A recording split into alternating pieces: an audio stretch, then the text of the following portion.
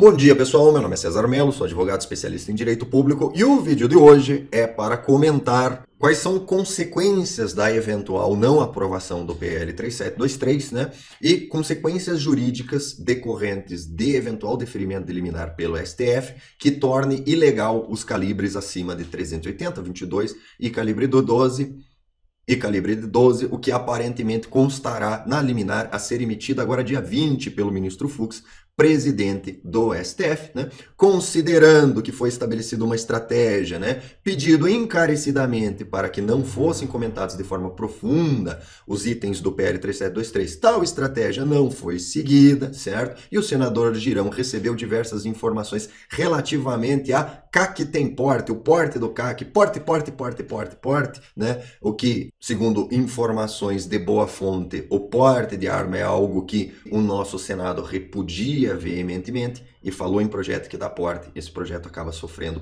grave repúdio, grave resistência, né? Então, as consequências são as consequências. Inês já é morta, cabe agora a quem efetivamente estuda e tem conhecimento e sabe os fundamentos, né? Apresentar agora teorias sobre quais serão as consequências, apresentando o fundamento das teorias, teorias estas que serão copiadas mal e porcamente num vídeo muito bem editado, que será fundamentado com base em o artigo 5º da Constituição, tá? Então, seguimos a vinheta e vamos com o vídeo.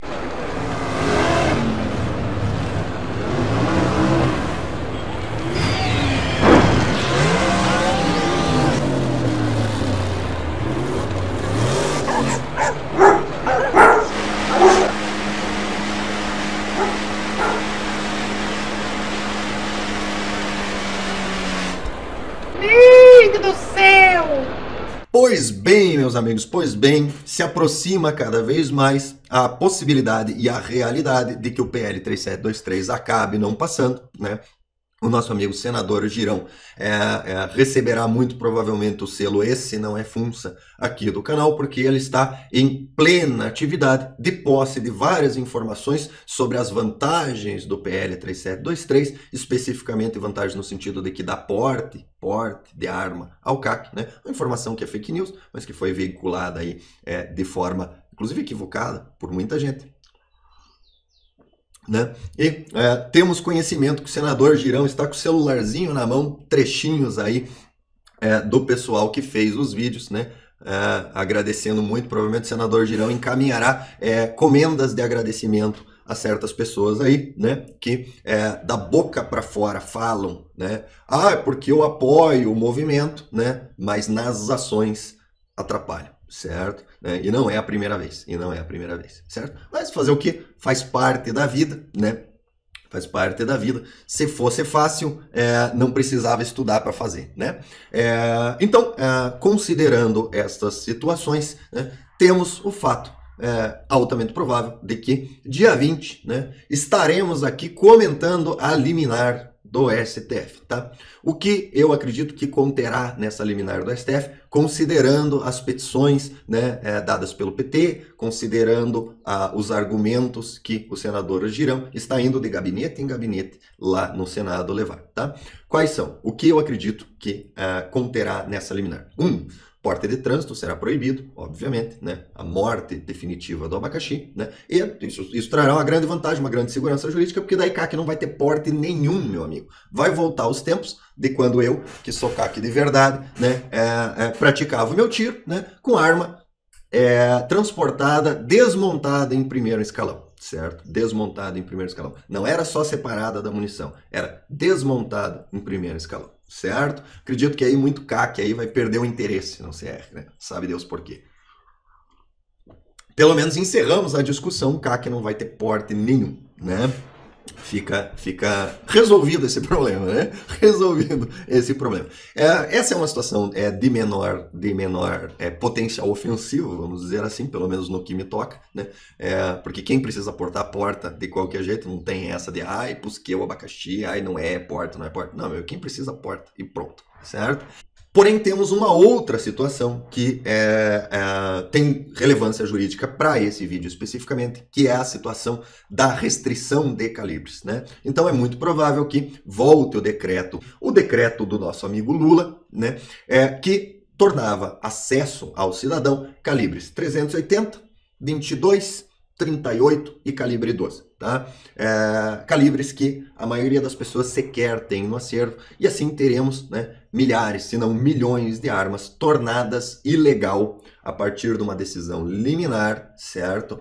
Com situação com a qual o cidadão não contribuiu de forma alguma, certo? E quais são as consequências disso? Esse armamento se tornará ilegal e eu prevejo, né, que haverá um súbito arroubo de eficiência lá no Exército, né? O mesmo Exército que diz que não dá para levar à frente porque o SIGECORP é um sistema em produção, em constante evolução, né? Porque tem pouco analista, porque não tem tempo, porque a gente tem outras prioridades, né? O meio-fio tem que estar bem pintadinho, né? A grama tem que estar bem cortadinha, agora é verão, a grama cresce muito, não dá para deixar muito analista, etc. Né? Todas essas desculpas para que a movimentação no SIGECORP seja sempre no limite do tempo, às vezes passando um pouco do limite do tempo, certo? Haverá um arroubo de eficiência, né, perante o Exército e serão encaminhadas milhares de notificações a todos os proprietários de armamentos, né, para que entreguem os seus armamentos, né, lá no Estatuto do Desarmamento. Se eu não me engano, é R$150 para pistolas, R$300 para armas longas, certo? Então, aquela Glock que você pagou 13 mil, você entrega lá no Estatuto do Desarmamento por R$150, né? Isso se não der pau no sistema e a indenização não der problema na hora de sacar lá no caixa do Banco do Brasil, certo? Então, eu acredito que é isso que vai acontecer, certo? Os mesmos que levam 60, às vezes 90, às vezes 180 dias para analisar um simples processo de CR, que é cara crachá, né? Quanto tempo leva para analisar um processo CR no SIGECORP? 2 minutos, né? Mas enfim, haverá, né? Rapidamente será feito um sistema, uma adaptação no SIGECORP que emitirá mala direta imediatamente para todos os senhores, né? Todos os senhores, né? Recebendo a cartinha, olha, cidadão, esses itens aqui se tornaram ilegais com base na liminar e você tem um prazo aí, 15 dias? 15 dias tá bom, né? 15 dias para entregar o seu armamento no Estatuto do Desarmamento e pedir lá a belíssima indenização, certo? E aí vem alguns conceitos jurídicos de elevada importância que devem ser levados em contas para verificar se isso é justo ou injusto, o que pode ser feito, o que não pode ser feito, tá? Aqui eu vou falar de teorias, institutos jurídicos, codificações, né, informações bases do direito público, porque trata-se de situação nunca antes enfrentada. Então não há jurisprudência específica, não há como saber qual será o resultado, há como apenas apontar caminhos e torcer para que o judiciário, considerando os institutos jurídicos existentes, tá, aplique esses caminhos. Eu tenho certeza que se esses institutos jurídicos forem apresentados pelo judiciário serão aceitos? Não. Por quê? Porque como é replicado com bastante frequência aqui, falou em arma, o direito pula pela janela, tá? Mas é um caminho, tá? É um caminho para simplesmente não se render e tentar resistir à pretensão judicial do Estado, tá? Então, eu identifiquei, né, fazendo aí uma análise e um estudo, né? Importante, dica para o pessoal aí. Antes de gravar vídeo, gasta umas 2 horinhas estudando antes de gravar o vídeo, tá? Ficar falando de orelhada, em geral, dá errado, tá? Então, considerando, né, são 11 horas da manhã, eu, além dos 15 anos de estudo na área, certo? Eu sentei e estudei aqui mais umas 2 horinhas para verificar se o que eu vou falar para os senhores tem algum fundamento, algum eco na doutrina e na jurisprudência, certo? É por isso que os senhores, mesmo que venham aqui, ai, por que, César, ai, por que, vocês vão continuar vindo aqui e assistindo o vídeo aqui, porque é aqui que tem o estudo, é aqui que tem a coisa bem fundamentada, tá? Pode não gostar, pode reclamar, pode dar bota o quanto quiser. Se você quiser informação, você vai ter que vir aqui, tá? Então, dê bote, reclame, por favor, bloqueie o meu canal, tá? Que daí você vai ser obrigado a assistir a informação completamente distorcida, né? Uma versão completamente distorcida e completamente estuprada do que eu tô falando aqui. Você quer informação de qualidade? Você quer informação com fundamento? Você vai ter que vir aqui e aguentar a minha cara e aguentar o meu jeito. Não tem outra coisa, tá? Reclama quanto quiser, vai ser assim. Quem manda essa porra aqui sou eu, tá? Não quer? Vai assistir as informações distorcidas lá do pessoal que se preocupa com a aparência, tá? Ótimo. Feita essa digressão, vamos ao fundamento, tá? Pois bem, existem 2 hipóteses que podem nos permitir resistir a essa pretensão estatal, tá? São dois institutos jurídicos que no Brasil têm uma aplicação diversa dessa, até porque, repito mais uma vez, trata-se de situação nova, tá? Mas que podem ser aplicadas por equiparação, e o fundamento de base desses dois institutos jurídicos é basicamente o mesmo. O primeiro trata-se do Instituto Jurídico do Fato do Príncipe, tá? Eu vou explicar o que é e vocês vão entender da onde que eu estou vindo e para onde eu estou indo, tá? Se prestarem atenção. Segundo instituto jurídico é o Instituto Jurídico da Desapropriação Indireta. Um vai complementar o outro para gerar uma argumentação lógica, tá? Que ou permitirá que você mantenha a posse desse armamento até que a situação seja decidida em definitivo, ou caso você seja forçado a perder esse armamento, que você receba uma indenização integral pelo pedido, o que gerará um problema muito grande, não para o próximo presidente, mas para o próximo presidente do próximo presidente. Por quê? Porque se você tiver direito a uma indenização integral pelo armamento perdido por conta dessa liminar, tá? Levará mais ou menos 2 a 3 anos para transitar em julgado essa decisão. Isso daí já vai lá para 2024, 2025, certo? E essa indenização será paga mediante precatório, tá? Precatório, pela regra, a partir da decisão transitada em julgado, ele entra na lista de pagamento para o próximo ano ou para o ano próximo do próximo, certo? Então, a gente está falando aí do ponto de entrada da ação até a determinação de pagamento dessa indenização, até essa indenização ser efetivamente exigível e o governo se tornar inadimplente, cerca de 5 anos, tá? Então, isso daí vai cair no colo não do próximo presidente, mas do próximo, certo? Então, é importante que o STF entenda essa situação para verificar se é o caso de efetivamente gerar essa insegurança jurídica, porque esses precatórios não vão cair no colo do Bozo, vão cair no colo do sucessor do Bozo, tá? E aí vem uma grande responsabilidade dos senadores, porque está na mão deles impedir que essa situação aconteça, tá? Então, existe aí uma responsabilidade, inclusive com o orçamento, em relação à votação do PL, tá? Ótimo, entendido isso, vamos efetivamente à teoria, tá?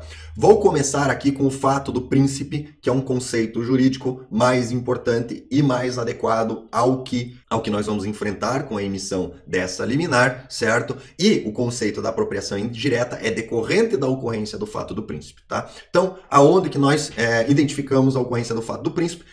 Eu separei aqui 3 doutrinas em relação a isso, então vou pôr aqui na tela para vocês, né? Então, do Manual de Direito Administrativo do autor Carvalho Filho, temos aqui sobre o fato do príncipe, já tivemos a oportunidade de dizer em estudo a respeito que esse fato oriundo da administração pública não se preordena diretamente ao particular contratado. Ao contrário, tem cunho de generalidade, embora reflexamente incida sobre o contrato, ocasionando oneração excessiva ao particular, independente da vontade desse. O fato do príncipe se caracteriza por ser imprevisível, extracontratual e extraordinário, provocando neste último caso funda alteração na equação econômica financeira do contrato, tá? Explicando aqui, o fato do príncipe, ele é aplicado hoje, positivado no nosso direito, especificamente na questão de licitações e de contrato administrativo. Então, o que é o fato do príncipe? É uma alteração feita pelo Estado, considerando o lato sensu, pode ser um município, pode ser o governo estadual, pode ser o governo federal, pode ser atos do judiciário, qualquer ato vindo do príncipe, ou seja, de quem comanda, do Estado considerado lato sensu, ou seja, qualquer ente estatal, que não seja diretamente relativo à relação à vida, certo? Mas que afete uma outra relação. Então, por exemplo, o governo faz um contrato para a construção de uma ponte, certo? E daí, sem ligação nenhuma com esse contrato, o governo vai lá e aumenta o ICMS dos pré-moldados, em geral. Então, os pré-moldados tinham imposto de 10% e agora o imposto do pré-moldado é 27%. Como o custo de construção de uma ponte tem muito pré-moldado e quando a pessoa participou da licitação, ela verificou um custo de 10% de imposto do ICMS para a composição do custo do pré-moldado, quando esse ICMS é aumentado de 10% para 27%, isso afeta o custo final da obra. Ou seja, não é um ato relacionado diretamente àquele contrato. O governo não mexeu no contrato, mas o governo mexeu em outra situação que gera efeito no contrato. Isso está previsto na lei de licitações, que nesse caso o contratado tem o direito de pedir uma readequação do valor, porque um fato lateral afetou a execução contratual, certo? Então, isso é o conceito do fato do príncipe. É um fato externo que não diz respeito especificamente àquela situação, certo? Mas que afeta a sua situação individual. Então, uma liminar do STF que torne ilegal as armas que você comprou, elas afetam diretamente a sua situação de posse, né? O seu direito à posse. Porém, contudo, no entanto, eles não atacam diretamente a sua compra, a sua posse. O STF não vai dizer, fulaninho não tem mais direito a 9mm. O STF vai dizer, o 9mm nunca poderia ter sido liberado, certo? Isso é um fato do príncipe. Então, colocando aqui de outras doutrinas, a gente tem aqui do Eli Lopes Meireles, que é um dos grandes nomes do direito administrativo. Fato do príncipe é toda determinação estatal, positiva ou negativa, geral, imprevista e imprevisível, que onera substancialmente a execução do contrato administrativo. Essa oneração constitui-se de uma área administrativa, área e risco, tá? Desde que intolerável e impeditiva da execução do ajuste. Obriga o poder público o contratante a compensar integralmente os prejuízos suportados pela outra parte, a fim de possibilitar o prosseguimento da execução e, se esta for impossível, enseja a rescisão do contrato com as indenizações cabíveis. Então, trata-se de um instituto jurídico, tá? E aí é que vem a grande questão. O fato do príncipe, ele é um instituto jurídico, certo? Ele é um conceito jurídico com efeitos jurídicos que, no caso do direito brasileiro, é aplicado especificamente e positivadamente, ou seja, prevista por escrito, para os contratos administrativos. Mas por se tratar de um instituto jurídico, ele tem aplicação em outras situações, certo? Então, a meu ver, uma liminar que torne ilegal uma série de calibres, posteriormente à entrada em vigor, durante vários períodos, né, durante mais de um ano, por um decreto que tem presunção de legalidade, certo? Então, uma liminar que simplesmente bata nisso, sem abrir espaço para a regularização desses calibres, tá? Ele se constitui fato do príncipe, porque é um ato externo que afeta de forma irresistível uma situação imprevista, certo? Uma situação externa, uma situação que não diz respeito especificamente àquele ato, àquela liminar, tá? E quais são as consequências disso? Então, a gente entende, fato do príncipe é um ato externo que não diz respeito a você, mas acaba te afetando e...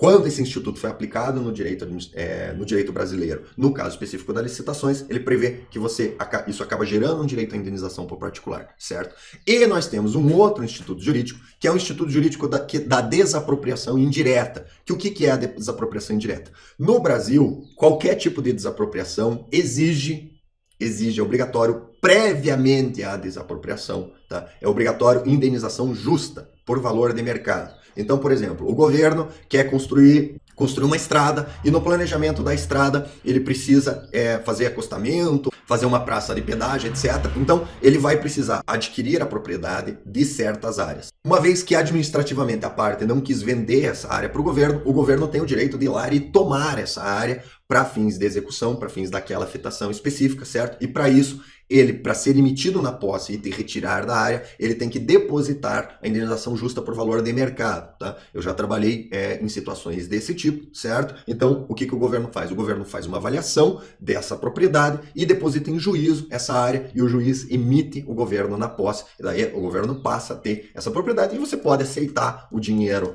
da indenização, você pode ficar discutindo na justiça se a indenização está certa ou está errada, certo? O que é a desapropriação indireta? A desapropriação indireta é quando o governo, ele não te desapropria propriamente, então ele não diz, olha, estou tomando a sua arma, certo? Mas ele cria regras que tornam impossível que você mantenha os elementos da propriedade da arma. E é exatamente o que essa liminar do STF vai acabar gerando, certo? Então, temos aqui o conceito trazido pelo Direito Administrativo Descomplicado, de Marcelo Alexandrino e Vicente Paulo, os seguintes conceitos, tá? Então, ele traz aqui a desapropriação indireta, é o fato administrativo por meio do qual o Estado se apropria de bem particular sem observância dos requisitos da declaração e da indenização prévia, tá? Então, ele começa aqui dando o exemplo, né? Na desapropriação indireta, repudiado pela doutrina, o Estado apropria-se de um bem particular sem o devido processo legal. Então, ele traz aqui, primeiramente, o exemplo de quando o Estado vai lá e simplesmente invade o terreno e acaba construindo alguma coisa em cima que impede o teu uso e gozo, certo? Mas ele mais à frente traz um conceito de desapropriação indireta que se encaixa muito bem nessa liminar que o STF pretende definir, que é o seguinte: É também reconhecida pela jurisprudência a ocorrência de desapropriação indireta nas situações em que o poder público impõe a determinado bem particular restrições tão extensas que resultem inteiramente esvaziado o conteúdo econômico da propriedade. A professora Maria Silva explica essa hipótese.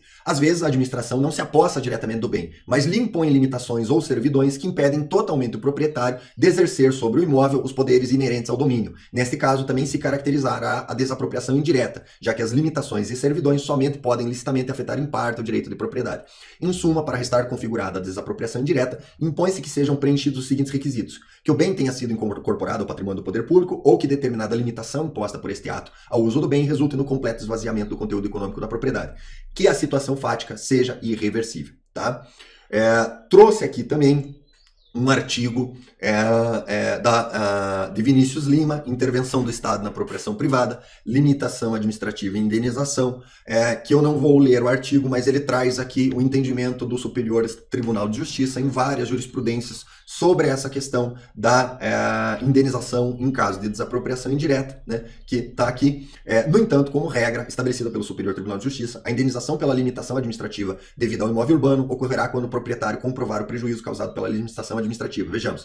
A indenização pela limitação administrativa ao direito de edificar, advindo da criação de área não edificante, somente é devida se imposta sobre o imóvel urbano e desde que fique demonstrado o prejuízo causado ao proprietário da área. Acórdãos, aí tem uma série de acórdãos aqui e decisões monocráticas nesse sentido. Diante disso, quando a limitação administrativa gerar ao proprietário total impedimento ou restrição do direito de usar, gozar e dispor da coisa, se revelando, na verdade, uma desapropriação indireta e não limitação administrativa, em regra, caberá a devida administração. Então, nós temos dois conceitos jurídicos, né? Ou seja, a afirmação da STF de, é uma limitação administrativa à posse, porque a arma já é entendido que não é direito de propriedade, é uma mera concessão, pipipi, popopó, certo? E de outro lado, nós temos o conceito do fato do príncipe, aonde que nós vamos coordenar as duas coisas para chegar a uma argumentação de que, nesse caso específico, não cabe a indenização lá do Estatuto do Desarmamento, e sim é necessário uma indenização prévia e integral do valor da arma para que seja retirada a sua posse, tá? Aonde? Uma construção, tá? Vou reafirmar mais uma vez, não tem jurisprudência nesse sentido, não existe, nós não vamos achar nenhum livro, porque no caso da arma, não vai ter. Por que não vai ter? Porque é uma situação nova, nunca foi enfrentada antes, nunca o STF deu liminar desse jeito, certo?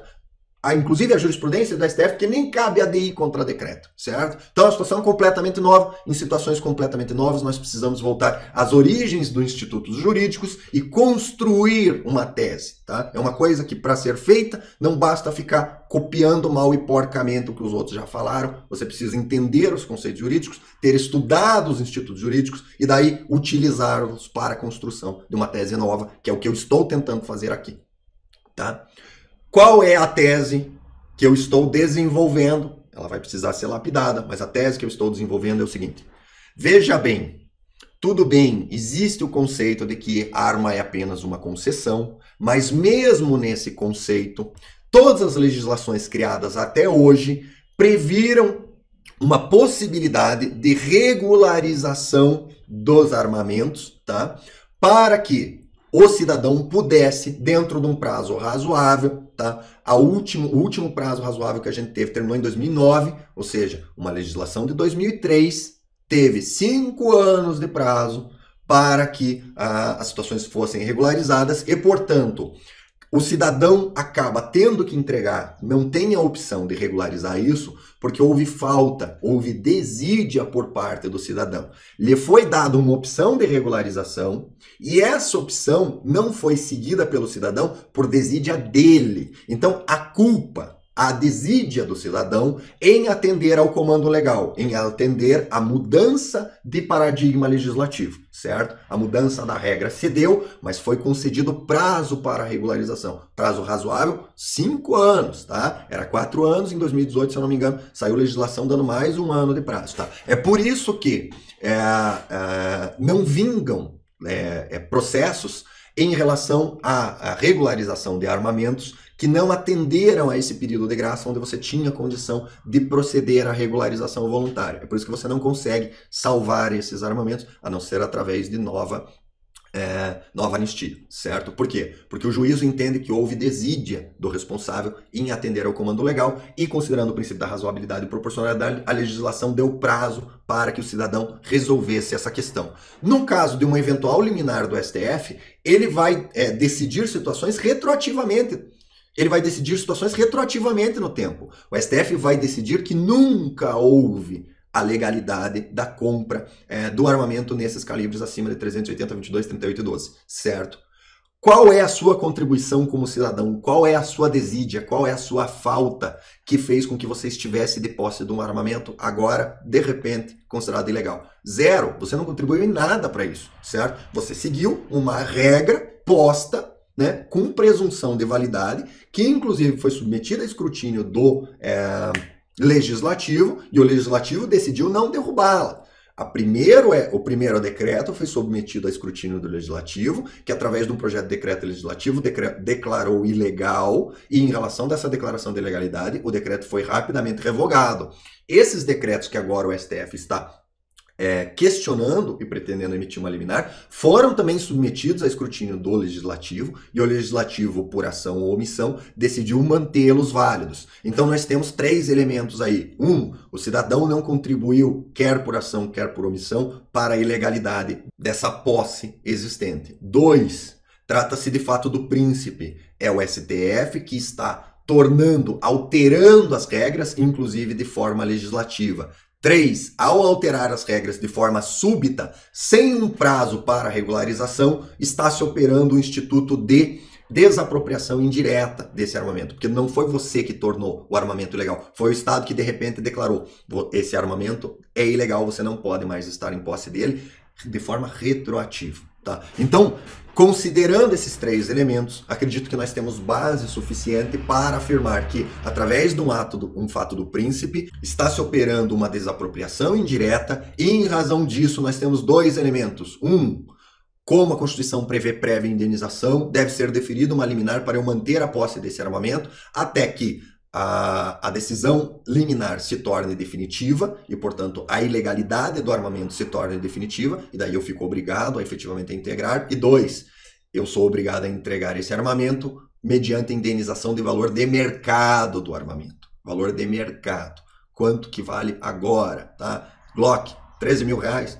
O governo tem que indenizar 13 mil reais, certo? E mais, juros, correção monetária, tudo aquilo, e ainda pagando as custas, certo? Então, qual é a consequência do deferimento da liminar do STF em relação a essa restrição de calibres? A meu ver, será obrigatório que o governo indenize cada armamento tornado ilegal previamente, certo?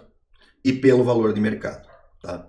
Isso vai resultar em um prejuízo gigantesco ao erário, e eu acredito que é responsabilidade dos senadores, principalmente dos que se dizem preocupados com o erário público, preocupados com gastos públicos, tá? Que levem à frente a votação do PL 3723 e não permitam que a sua desídia em avaliar essa questão urgente, tá? Gere esse prejuízo enorme aos cofres públicos, tá? Esse PL já deveria ter sido analisado muito antes. Ele foi aprovado em 2020 lá na Câmara, certo? Assim que começaram o avanço em relação a esses direitos pelo STF, se tornou urgente que o Senado se debruçasse sobre isso, certo? Então, não há atropelo por parte dos CACs, ou do governo, ou do Senado, em votar isso, tá? Há sim uma responsabilidade do Senado em evitar que se instaure uma situação de completo caos nesse mercado, que tem sim o potencial de gerar um enorme prejuízo ao erário público, porque, a meu ver, se a liminar for deferida da forma como se pensa que será deferida, tá? Os CACs e todo cidadão terá direito à indenização do valor integral do armamento que vai ser tornado ilegal por decisão do STF. Tá? Então, gente, para esse vídeo é isso, tá? Espero que tenha sido útil, espero que as informações tenham sido entendidas. Se não foram entendidas, perguntem nos comentários, tá? A gente pode desenvolver essa situação de forma mais clara, mais fundamentada, tá? Mas já tô com 40 minutos de vídeo bruto aí, começa a ficar coisa demais, mas situações complexas demandam vídeos mais longos, certo? Peço que compartilhem essas informações, peço que façam chegar aos senadores essa potencialidade de elevado prejuízo, certo? Que não afetará o presidente Bolsonaro, afetará o sucessor de quem ganhar a eleição desse ano, certo? E, portanto, há sim urgência para que isso seja estabilizado, seja dado segurança jurídica, porque não só existe a potencialidade dessa indenização, como existe a líquida e certa judicialização em massa desses casos, o que provocará um enorme impacto no judiciário, que terá que se debruçar sobre esse tema e decidir esse tema, né, de forma individual, né, colocando pressão sobre a já combalida máquina do judiciário, que tem um monte de coisa mais importante para julgar, certo? Então, gente, é isso. Peço que curtam, compartilhem, se inscrevam no canal. Quem não se inscreveu, se inscreva, tá? Porque informações bem fundamentadas, de qualidade, apesar de muitas pessoas não gostarem da forma como é colocada, é aqui mesmo que você vai ter que se assistir, meu amigo. Você quer procurar em outro lugar? Não vai ter, tá? E lembre-se, o porte do AK existe, ele vive nos nossos corações e mentes, basta nós acreditar e agir efetivamente de forma estratégica, e quando a estratégia acaba não sendo respeitada e gera prejuízos, né, ter um plano B através do estudo dos fundamentos do direito, né, que nos permite criar teses capazes de tentar resgatar alguma coisa após a batalha perdida. Então é isso, até o próximo vídeo.